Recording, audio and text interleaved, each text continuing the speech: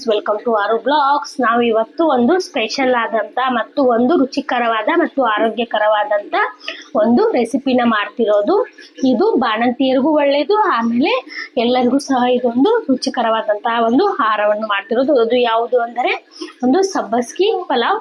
ಅದನ್ನ ಯಾವ ರೀತಿ ಮಾಡೋದು ಅಂತ ನೋಡೋಣ ಬನ್ನಿ. ನಾನಿಲ್ಲಿ ಸಬ್ಬಸ್ಗಿ ರೈಸ್ ಮಾಡಲು ಯಾವ್ಯಾವ ಪದಾರ್ಥಗಳನ್ನು ತಗೊಂಡಿದ್ದೀನಿ ಅಂತ ತೋರಿಸ್ತಿದ್ದೀನಿ. ಯಾವ್ಯಾವುದು ಅಂದರೆ ಸಬ್ಬಸ್ಗಿ, ಬಟಾಣಿ, ಕೊತ್ತಂಬರಿ ಸೊಪ್ಪು, ಹಸಿಮೆಣಸಿನ್ಕಾಯಿ, ಒಂದು ಗಡ್ಡೆ ಈರುಳ್ಳಿ, ಸಾಸಿವೆ ಜೀರಿಗೆ, ಶುಂಠಿ ಬೆಳ್ಳುಳ್ಳಿ ಪೇಸ್ಟ್, ನಂತರ ಒಂದು ಸ್ಟಾರ್ ಮುಗ್ಗು, 2 ಲವಂಗ, ಪಲಾವ್ ಎಲೆ, ಸ್ವಲ್ಪ ದಾಲ್ಚಿನ್ನಿ, ಆಮೇಲೆ ಮತ್ತೆ ತುಪ್ಪವನ್ನು ತಗೊಂಡಿದ್ದೀನಿ. ಗ್ಲಾಸಷ್ಟು ಅಕ್ಕಿಯನ್ನು ತಗೊಂಡು ಇವಾಗ ಇದನ್ನ 2 ಸಾರಿ ಕ್ಲೀನಾಗಿ ತೊಳ್ಕೊಂಡು ಇವಾಗ ಅದನ್ನ ನೀರಲ್ಲಿ ನೆನೆಯಿಟ್ಟಿದ್ದೀನಿ. ಒಂದು 10 ನಿಮಿಷ ನೆನೆಯಿಡಬೇಕು. ಒಂದು 2-3 ಸ್ಪೂನಷ್ಟು ಎಣ್ಣೆನ ಹಾಕ್ಕೊಳ್ತಿದ್ದೀನಿ. ಮಸಾಲೆ ಎಲೆ,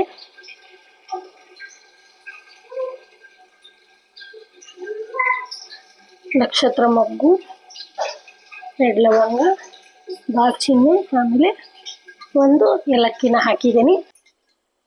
ಇವಾಗ ಮಸಾಲೆ ಎಲ್ಲ ಫ್ರೈ ಆಗ್ತಿದೆ. ಇವಾಗ ಈರುಳ್ಳಿನ ಹಾಕ್ಕೊಳ್ಳೋಣ.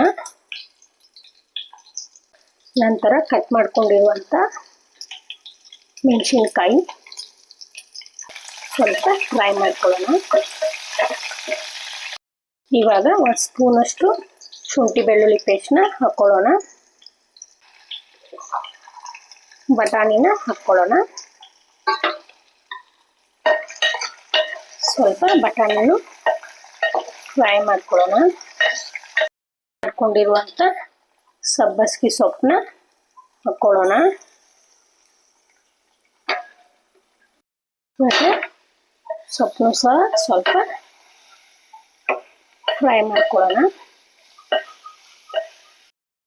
ಸಾಫ್ಟ್ ಆಗೋವರೆಗೂ ಇದನ್ನ ಫ್ರೈ ಮಾಡ್ಕೋಬೇಕು. ಸಬ್ಬಸ್ಗಿ ಸೊಪ್ಪು ಬಾಣಂತಿಯರಿಗೆ ಒಳ್ಳೆಯದು, ಯಾಕಂದ್ರೆ ತಾಯಿ ಎದೆ ಹಾಲನ್ನ ಸಬ್ಬಸ್ಗಿ ಸೊಪ್ಪು ಎದೆ ಹಾಲನ್ನ ಹೆಚ್ಚಿಸ್ತದೆ. ಹಾಗೆ ಮತ್ತಿದು ಇದರಲ್ಲಿ ನಾವು ಇವಾಗ ಬಾಣಂತಿಯರಿಗೆ ಕೊಡಬೇಕಾದಾಗ ನಾವು ಇದರಲ್ಲಿ ಮೆಣಸಿನ್ಕಾಯಿ ಹಾಕಿರ್ತಾವಲ್ವ, ಅದನ್ನ ಸ್ಕಿಪ್ ಮಾಡ್ಕೋಬೇಕು. ಹಾಗೆ ಮಸಾಲೆನ ಅದನ್ನ ಸ್ಕಿಪ್ ಮಾಡಬೇಕು. ಬರೀ ಸಬ್ಬಸ್ಗಿ ಸೊಪ್ಪು ಆಮೇಲೆ ತರಕಾರಿಗಳನ್ನ ಹಾಕಿ ನಾವು ಅವ್ರಿಗೆ ಒಂದು ಪಲಾವ್ನ ಮಾಡಿಕೊಡ್ಬೋದು. ಇದು ಒಂದು ರುಚಿಕರವಾಗಿರುತ್ತೆ. ಮತ್ತೆ ಬಾಣಂತಿಯರಿಗೂ ಸಹ ಇದೊಂದು ಒಳ್ಳೆ ರೀತಿಯ ಒಂದು ಆಹಾರ ಎಂದು ಹೇಳಬಹುದು. ಸೊಪ್ಪು ಸಾಫ್ಟ್ ಆಯಿತು. ಇವಾಗ ಕಟ್ ಮಾಡಿರುವಂಥ ಕೊತ್ತಂಬರಿಗಳನ್ನ ಸೊಪ್ಪನ್ನ ಹಾಕ್ಕೊಳ್ಳೋಣ. ಇವಾಗ ಕುಕ್ಕರ್ಗೆ ಅಕ್ಕಿನ ಹಾಕ್ಕೊಳ್ಳೋಣ.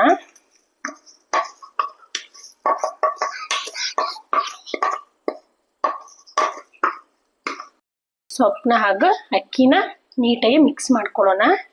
ಇವಾಗ ಕುಕ್ಕರ್ನ ಕ್ಲೋಸ್ ಮಾಡಿ 3 ವಿಸಿಲ್ ಹಾಕಿಸ್ಕೋಬೇಕು. ಇವಾಗ ಇದನ್ನ ನೀಟಾಗಿ ಮಿಕ್ಸ್ ಮಾಡ್ಕೊಳ್ಳೋಣ.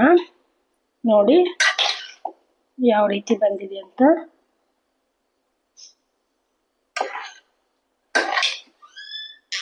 ಸಬ್ಬಸ್ಗಿ ಸ್ಮೆಲ್ ತುಂಬ ಚೆನ್ನಾಗಿ ಬರುತ್ತೆ.